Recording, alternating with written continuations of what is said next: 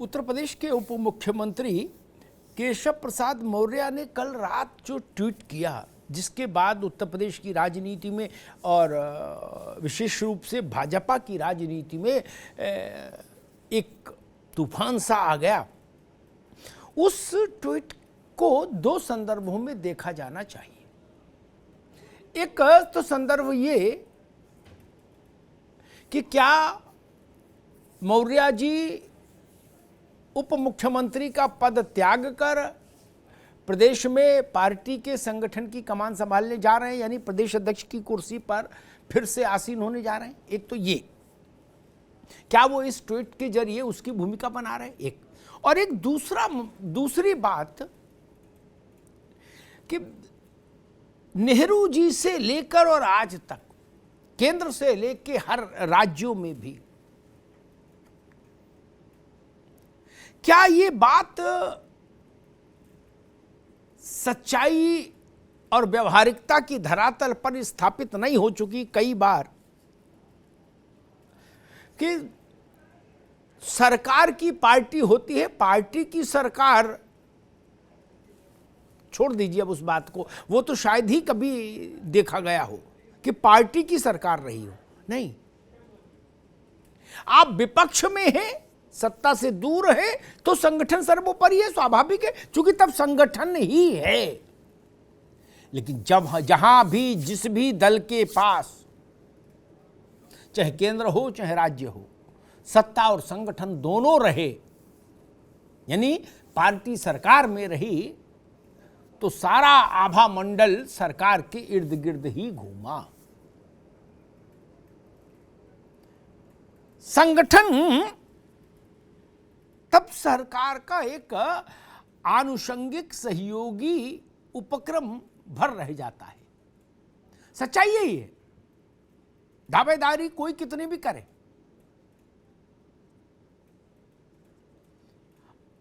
क्या ये सच नहीं कि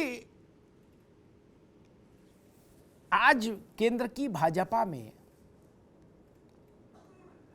जो सारा औरा है, जो सारा सौष्ठव है, जो सारा चमत्कार है, वो सरकार और सरकार में पदस्थ चेहरों के इर्द गिर्द नहीं है। उत्तर प्रदेश में योगी आदित्यनाथ हो, बंगाल में ममता बनर्जी हो, बिहार में नीतीश कुमार हो, दिल्ली में अरविंद केजरीवाल हो, तमिलनाडु में स्टालिन हो, उड़ीसा में नवीन बाबू हो, ये सब लोग सरकार में हैं। इसीलिए सरकार और संगठन दोनों इनके पीछे। तो कहने का अभिप्राय मेरा ये कि क्या केशव प्रसाद मौर्य ने ये एक निर्णायक वक्तव्य, संक्षिप्त लेकिन निर्णायक वक्तव्य देकर क्या उस बहस को फिर से जीवित करने की कोशिश की है कि सरकार बड़ी या ऑर्गेनाइजेशन, संगठन? और अगर की है, ये कोशिश की है, तो फिर इसके मायने क्या है? केशव प्रसाद मौर्य कोई नवागत कार्यकर्ता तो है नहीं कि यूं ही लिख दिया, बोले रात में बैठे थे खाली, ऐसा तो संभव नहीं। क्यों लिखा है, उसके पीछे मंतव्य क्या है, मोटिव क्या है, मोटिव बिहाइंड द ट्वीट, ये भी देखना समझना हमको पड़ेगा। विशेष रूप से उत्तर प्रदेश में क्या मौर्य जी संगठन और सरकार के बीच में वर्चस्व का संघर्ष देख रहे हैं, इसलिए उनको ऐसी टिप्पणी करनी पड़ रही? क्या ये मसला है? और मुझे लगता है कि इस ढंग के ट्वीट कभी यूं ही नहीं होते। ऐसा नहीं कि समय बिताने के लिए करना है कुछ काम, ऐसी स्थिति तो होती नहीं। जब भी बड़ा नेता कोई ऐसी बात कहेगा तो मानकर चलिए उसके पीछे एक पूरी एक श्रृंखला होगी कारणों की। तो वही आज इस बहस में मैं तलाशने की कोशिश करूंगा कि आखिर केशव प्रसाद मौर्य कहना क्या चाहते हैं, करना क्या चाहते हैं और बताना क्या चाहते हैं।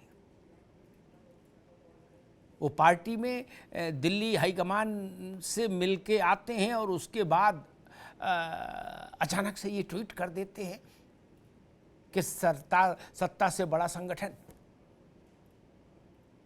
तो इसकी फौरी जरूरत क्या पड़ी थी इस उद्घोषणा की, इस अनाउंसमेंट की? ये बड़ा सवाल है जो मुझे लगता है जिसकी पड़ताल होनी चाहिए।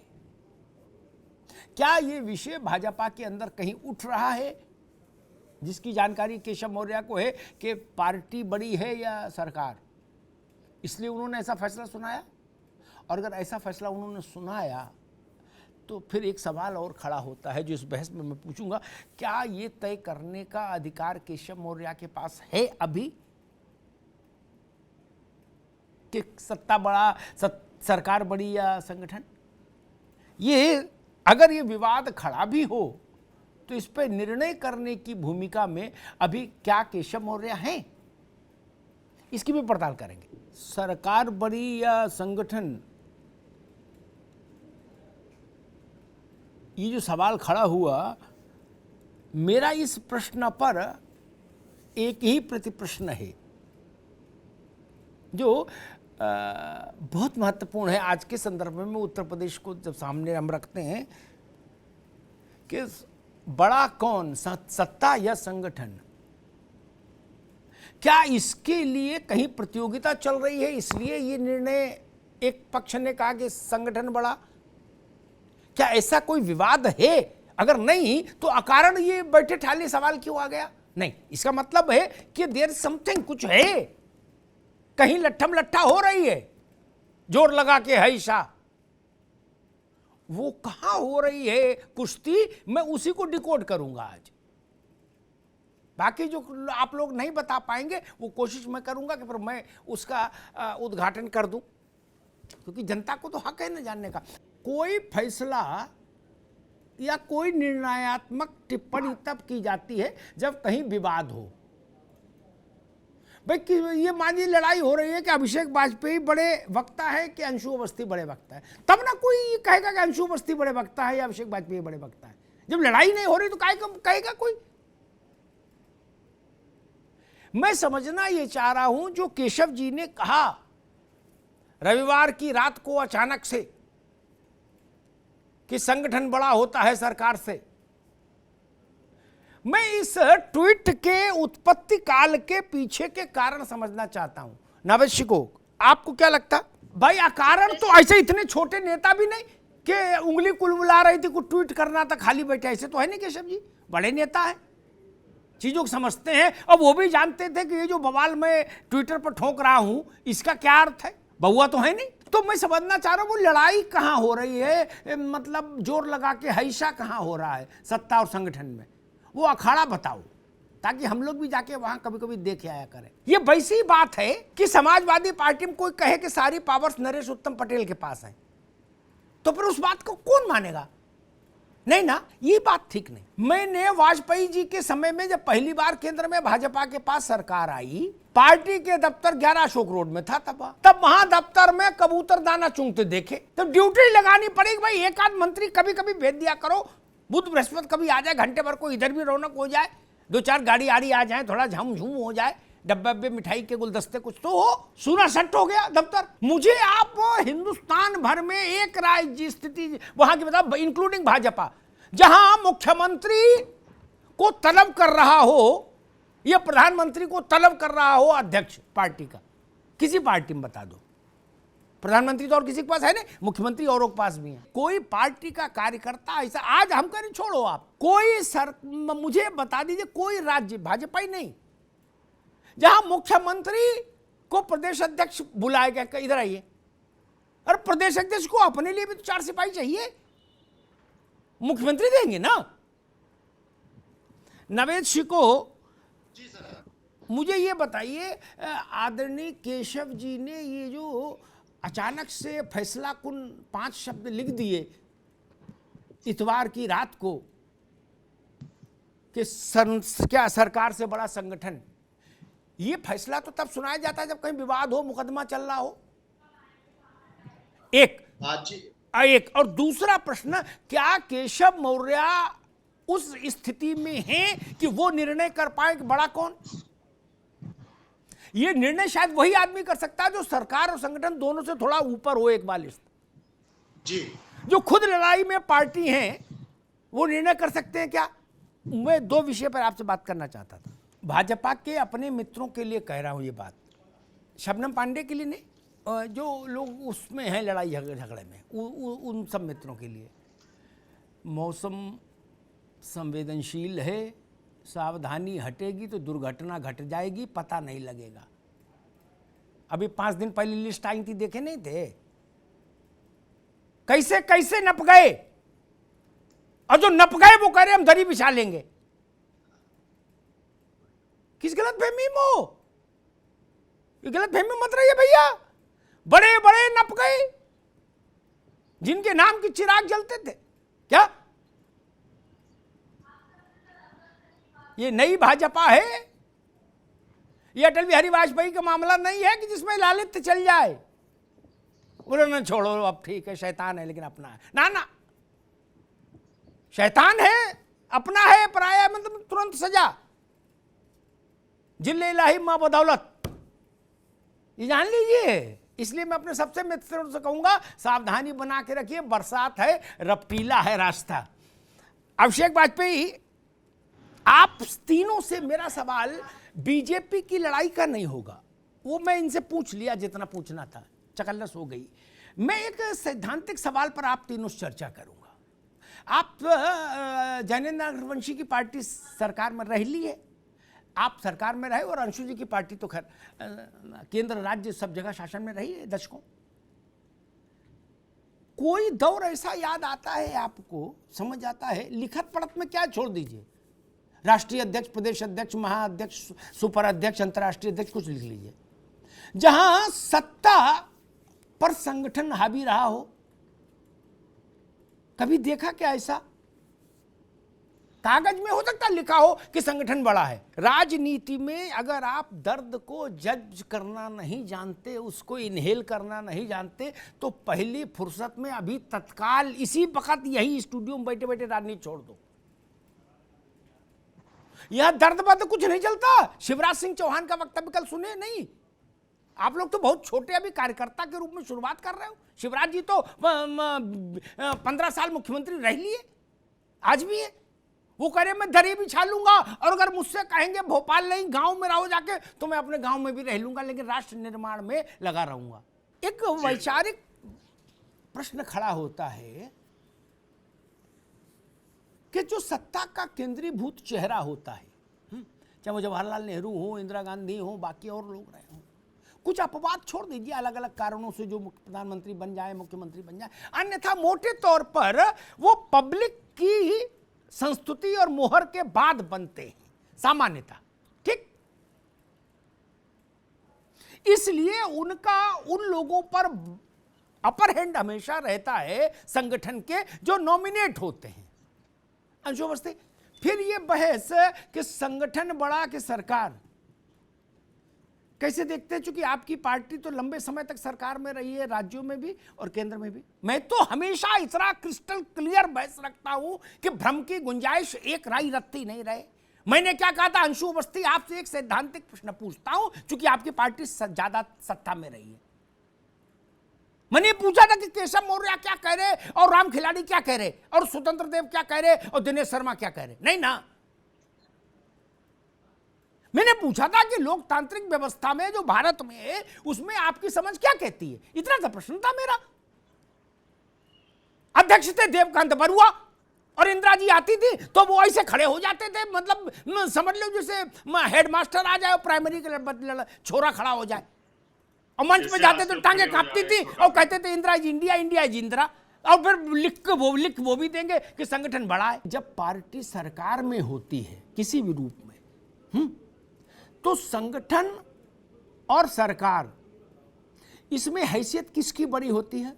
ये बात संगठन का व्यक्ति कहता तो इसका फ्लेवर दूसरा हो जाता, नहीं जी।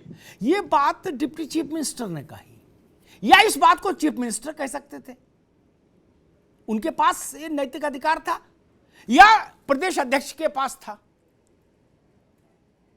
ये डिप्टी चीफ मिनिस्टर के पास ये मसला कैसे आ गया कि कौन बड़ा है? ना तो आप संगठन के हेड है ना सरकार के हेड है, तो आप कैसे तय कर दोगे कौन बड़ा है? भाजपा के संघ के लोग जानते हैं कि वहां का संगठनात्मक स्थिति देश के अन्य पार्टियों के संगठनात्मक स्थिति से अलग है।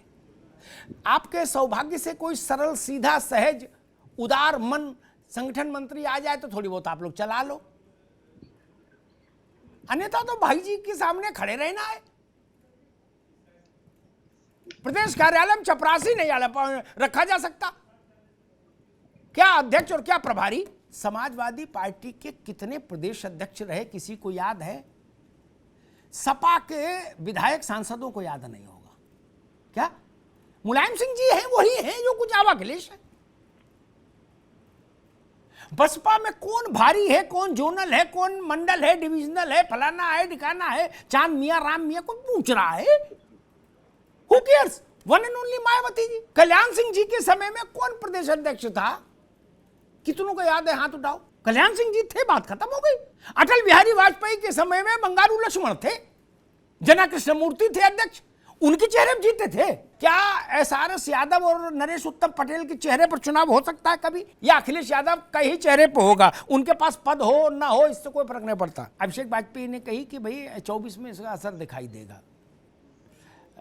ठीक है, तर्क के हिसाब से, सिद्धांत के हिसाब से ठीक बात कही उन्होंने, लेकिन भाजपा के माथे पर सबसे बड़ा तिलक पहली बार लगा उत्तर प्रदेश में 14 में, जब लक्ष्मीकांत वाजपेयी अध्यक्ष थे। ठीक, क्या क्रेडिट लक्ष्मीकांत वाजपेयी को गया था? गया होता तो वो इतना लंबा वनवास काटते कि आप जाके कहीं बहाली हुई।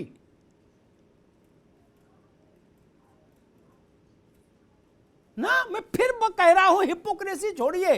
जीत हार कांग्रेस की इंदिरा गांधी के खाते में दर्ज है, जवाहरलाल नेहरू के खाते में दर्ज है, सोनिया गांधी के खाते में दर्ज है। उससे क्या मतलब है कि सीताराम केसरी की, रामलाल की श्यामलाल? अंशु अवस्थी जी, ये व्यवहारिक सच गलत तो नहीं बोला ना मैंने? सैद्धांतिक तौर पर तमाम बहसें आप लोग कर सकते हो कि नहीं बी एन गाडगिल थे उस वक्त संगठन प्रभारी, के मुकुल वासनिक थे, कि फलाने ने ये लिखा, लेकिन सच्चाई ये है जनता केवल एक चेहरा जानती है एक कालखंड में। जवाहरलाल नेहरू, इंदिरा गांधी, उसके बाद राजीव गांधी, सोनिया गांधी, बात खत्म। बाकी सब कागज पर लिखने वाले चेहरे हैं, उनको रखो तो भला, ना रखो तो भला। मान लीजिए आज कपिल सिब्बल को आपने हटा दिया तो पार्टी कमजोर हो गई कि मजबूत हो गई? नहीं ना, न्यूट्रल गियर में चलेगी। गुलाम नबी आजाद नहीं रहेंगे, दूसरा रहेगा ना। उनसे उत्तर प्रदेश में वोट मिल रहा कि आपकी सीटें 50 बढ़ जाएंगी, उनके सक्रिय रहने से और ना कम हो रही। मेन सिक्का चलेगा तो पार्टी चलेगी, वो सिक्का नहीं चलेगा तो नहीं चलेगी। मैं जितना समझता हूं, जो भारत में जो राजनीतिक व्यवस्था भारत ने स्वीकार की संवैधानिक तौर पर, संसदीय लोकतंत्र इसका नाम है, डेमोक्रेटिक, वो पार्लियामेंट्री डेमोक्रेसी इसको बोलते हैं। उसमें जनता का मैंडेट और जनता के प्रति अकाउंटेबिलिटी ये सरकार के पास होती है। ठीक, जनता इस बात से बहुत प्रभाव में उसका लेना देना नहीं होता कि कौन प्रदेश अध्यक्ष है, कौन जिला अध्यक्ष है, कौन नगर अध्यक्ष है। ठीक, लेकिन मंत्री और सरकार और अधिकारी उसके प्रति सीधे जिम्मेदार होते हैं। ये व्यवस्था है, माने नहीं माने अलग बात है, लेकिन व्यवस्था तो यही है। तो संगठन एक आंतरिक व्यवस्था तो हो सकती है, लेकिन एक बड़ा जो फलक है, जो बड़ा कैनवास है, या जो बड़ा तंबू है व्यवस्था का, वो तो सरकार ही रहेगी। फिर जो वादे योगी गवर्नमेंट के पहले कार्यकाल में सरकार ने किए और भाजपा ने संगठन के तौर पर चुनाव में जाते समय किए, वही वादे, उन्हीं वादों में केशव मौर्य का वादा भी है, दिनेश शर्मा का भी है, धर्मपाल का भी है, श्यामलाल का भी है, राम मनोहर का भी है, सीताराम का भी है, मोतीराम का भी है। ठीक है ना, ये कोई अलग अलग दुकान थोड़ी नहीं चलेगी। अजब बात है, हर आदमी को गलत फहमी क्यों कि मेरी राउटी अलग लगेगी? अरे कुंभ लगा है ना, इसी में नहाओ ना गंगा। ये कोई अखाड़ों की लड़ाई है क्या? शबनम पांडे जी, ये जो सारे लोग कह रहे हैं, अब सारे तो नहीं गलत हो सकते। यही बात अर्कवंशी कह रहे, अंशु अवस्थी कह रहे, अभिषेक वाजपेयी कह रहे, नावेद कह रहे कि भाई कुछ मामला लफड़े का भी है अंदर। मेरे पास भाजपा के जितने मित्र जिलों से संपर्क में रहते थे, वो कुछ भी चाहें अपने लिए, कोई किसी किस्म का संगठन में नॉमिनेशन या गवर्नमेंट बॉडी में जो पॉलिटिकल अपॉइंटमेंट होते हैं, मैं पूछता था भाई कौन करेगा, तो कहते सुनील जी भाई साहब करेंगे। मैं उन्हें और नाम बताता था आपके संगठन के जो कागज उसमें अखबार में छपते थे नाम, वो कहते ना ना भाई साहब ये सब कुछ नहीं है। क्या सुनील जी भाई साहब मां समझ जाएंगे तो हो जाएगा। मैं पूछता था नहीं इनके नाम के आगे तो लिखा ही और ये प्रदेश उपाध्यक्ष है। अरे बोले कुछ नहीं, ये खुद ही नमस्ते करके बने, ये वहां खड़े नहीं हो सकते, बैठने की बात छोड़ो। ऐसा आज कहते थे। मैं तो सच्ची बात बोलता हूं, मैं बुरी लगे चाहे अच्छी लगे, मेरे से सब यही कहते थे। शबनम जी ये गलत बात नहीं, आपने भी सुना होगा, आप कहो मत ना, मेरे पे स्वीकृति की मोहर लगाओ, वो ठीक नहीं आपकी पार्टी में आपके लिए। लेकिन सच्चाई ये थी, नवश्य को गलत तो नहीं कह रहा। बिल्कुल बिल्कुल सही। वो मतलब जो जिससे पूछो बोले जी हमें गाजियाबाद नगर निगम जीडीए बोर्ड में नॉमिनेटेड मेंबर होता है? बोले वो तो कौन बनाएगा? मुख्यमंत्री जी बनाएंगे, शहरी विकास मंत्री? बोले सुनील जी भाई साहब। अच्छा जी। बोले हम युवा मोर्चा जिले का अध्यक्ष हो जाएं, कौन बनाएगा? स्वतंत्र देव बनाएंगे? बोले नहीं सुनील जी भाई साहब। बोले हम सैनिक प्रकोष्ठ में आ जाएं, अच्छा कौन ला बनाएगा? दयाशंकर सिंह। बोले ना सुनील जी भाई साहब। तो इसका मतलब एक व्यवस्था है ना इस ढंग की। सत्ता में किसी की सत्ता रही हो, संवैधानिक व्यवस्था के इतर शक्तियां हमेशा ताकतवर रही।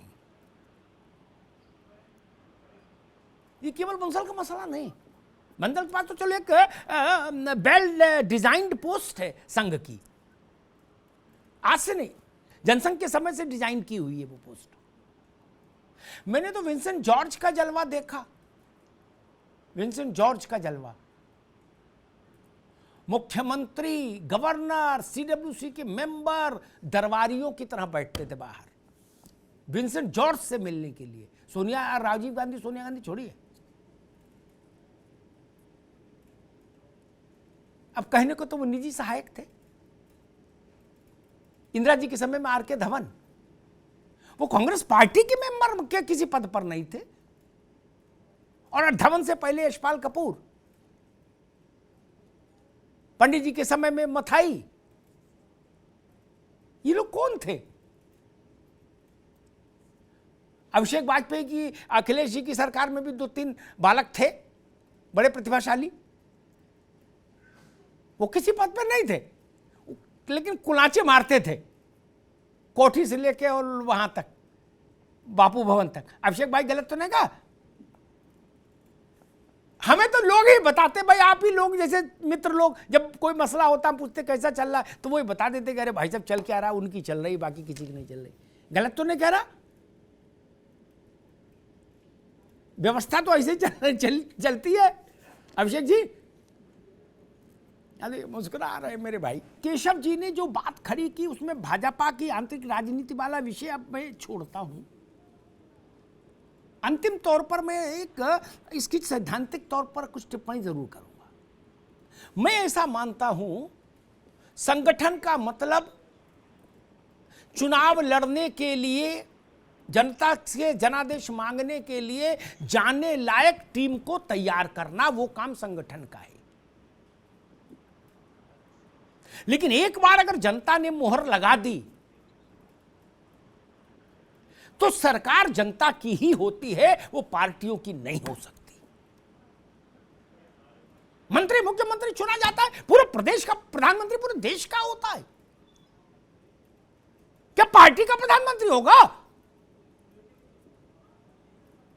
भारत में 26% तक पर सरकार बनी केंद्र में, 26% तक पर, तो 26% का प्रधानमंत्री हो, बाकी लोग क्या करेंगे? 78% वो गंगा में समाधि लेंगे।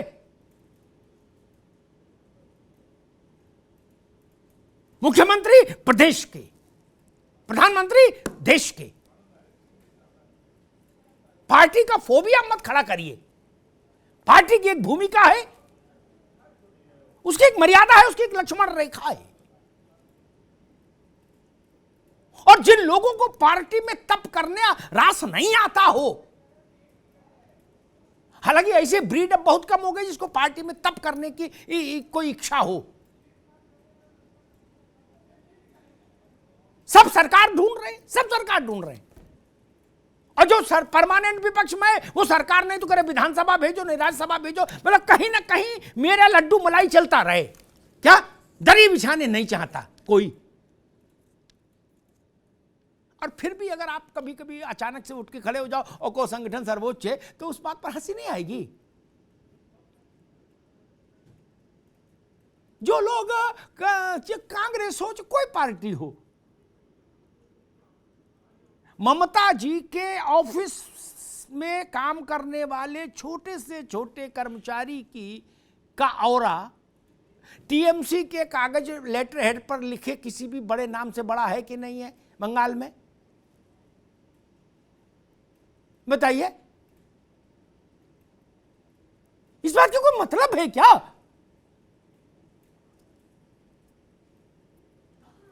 आम आदमी पार्टी में अरविंद केजरीवाल ही सरकार है, वही संगठन है, वही सब है कि नहीं है, कि कोई दूसरी व्यवस्था है? इसलिए मैं इस मामले में चाहता हूं एक मर्यादित लक्ष्मण रेखा होनी चाहिए। ऊपर अगर कोई होगा तो फिर वो जनता के द्वारा चुनी हुई सरकार ही होनी चाहिए मेरी दृष्टि में।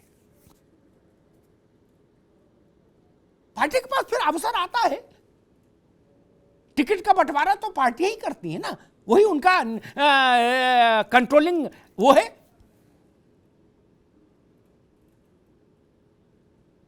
अब बड़ी विचित्र स्थिति पैदा हो जाती है। केशव जी ने अभी सार्वजनिक मंच से विजय का सारा श्रेय सबसे हटाकर केंद्रीय नेतृत्व, राष्ट्रीय स्वयंसेवक संघ, विश्व हिंदू परिषद, प्रदेश अध्यक्ष और सबसे हटा के उन्होंने कहा कि भाई हमारे संगठन महामंत्री को जाता है। तब ये एक नया पेच है कि नहीं है? संगठन खुद में एक साथ जुटे व्यक्तियों का समूह है, जिसमें निर्वाचन अपने मन से हो जाता है, या एक निर्वाचन की कोई प्रक्रिया पार्टी तय कर ले, नहीं तो नॉमिनेट हो जाते हैं। इसलिए उनका पद हमेशा लोकतंत्र में एक सीढ़ी नीचे ही रहेगा। मैं एक छोटा उदाहरण देता हूं, जैनेंद्र रघुवंशी, आपने जिस ढंग के तर्क रखे इसलिए ये आपको संबोधित करके देता हूं, ठीक? मैं आज अभी यहां से उठने के बाद एक पार्टी बना लूं राष्ट्रीय कोई, और लेटर हेड छपा के उस पर अपने को राष्ट्रीय अध्यक्ष घोषित कर दूं, कोई कानून मुझे रोक नहीं सकता ना। राष्ट्र में मुझे कितने लोग जानते हैं ये प्रश्न नहीं, कितने मानते हैं ये भी प्रश्न नहीं। क्या कब घर में बाल बच्चे ही ना मानते हो हमारी, लेकिन लिखा दिया राष्ट्रीय अध्यक्ष तो लिखाई दिया क्या? लेकिन आप किसी राज्य की सरकार पर यूं लेटर हेड छपा के तो कब्जा नहीं कर सकते ना। उसके लिए तो 25 करोड़ लोगों के पास वोट मांगने जाना होगा उत्तर प्रदेश में। तो लेटर हेड वाली चीज और 25 करोड़ लोगों के जनादेश से बनी चीज बराबर कैसे हो जाएगी? कैसे बराबर हो जाएगी? अखिलेश जी ने सारे प्रकोष्ठ से लेके सारे संगठन भंग कर दिए, नरेश उत्तम पटेल को छोड़कर कर दिए ना वाजपेयी जी। अब वो जब चाहेंगे तो दोबारा बना देंगे। उसमें अखिलेश जी का मैंडेट है, जनता का नहीं। वो अखिलेश जी की कृपा का खेल है। तबीयत प्रसन्न है तो बना दिया, नाराज हुए तो भगा दिया। ये लोकतंत्र का छोटा सा हिस्सा है, ये लोकतंत्र का स्टोर रूम है, लोकतंत्र का बरामदा ये नहीं है। लोकतंत्र का मुख्य कक्ष जनता के वोट से पैदा हुई सरकार है। जनता का उस पर नियंत्रण होता है। सरकार जाती है 5 साल बाद मैंडेट मांगने दोबारा, जनता उसको या पुरस्कृत करती है या दंडित करती है। इसलिए मैं इस बात से सहमत नहीं हो सकता। अचानक से किसी भी, अब धर्मपाल, क्या शबनम जी में सही याद करो, ये जो नए संगठन मंत्री आए हैं, धर्मपाल जी नाम है ना, नवेशी को धर्मपाल नाम है ना, जो आए नए। हाँ, अब ये भाजपा के संगठन मंत्री हैं उत्तर प्रदेश के, बिजनौर के रहने वाले हैं। क्या अब बना दिया तो हो गए? इनका कोई मूल्यांकन, इन्होंने कोई इम्तिहान जनता में तो नहीं दिया ना अभी, इसलिए इनकी मर्यादा, इनका औरा कमरे के भीतर, भूमिका भी वहीं तक होती है। और मैं एक बात कह के बात समाप्त करूंगा, संगठन बड़ी चीज है, लेकिन सबके चेहरे की लाली और सबके चेहरे की कांति भाजपा में, नड्डा जी से लेकर सबकी, नरेंद्र मोदी के पुरुषार्थ से ही है। मोदी हैं तो ये कोठी, ये बंगला, ये गाड़ी, ये गुलदस्ते हैं नहीं। मोदी और वाजपेयी नहीं थे तो एक कमरे में 4 लोग रहते थे, एक कमरे में 4 लोग रहते थे और रिक्शे पे चलते थे। मैंने देखा है, आप लोगों ने देखा, मैंने देखा है। शबनम जी, ये जो कुछ पुण्य प्रताप है, कुर्ते में सिल्क आई है, कलफ आया है, ये वाजपेयी और मोदी जी का पुरुषार्थ है नहीं, वरना तो एक कमरे में 4 रहते थे। इसलिए जिसके माथे जनता तिलक लगाए लोकतंत्र में, उसका स्थान सर्वोच्च होना चाहिए। मैं सिर्फ ये बात कहने आया, जनता ही भगवान है और भगवान जिसके चेहरे पर अपनी पसंदगी का तिलक लगाए, वो व्यक्ति सबसे बड़ा, वो व्यवस्था सबसे बड़ी, बाकी सारे व्यक्ति और सारी व्यवस्थाएं उसके नीचे। लोकतंत्र में इतना तो स्वीकार करना चाहिए।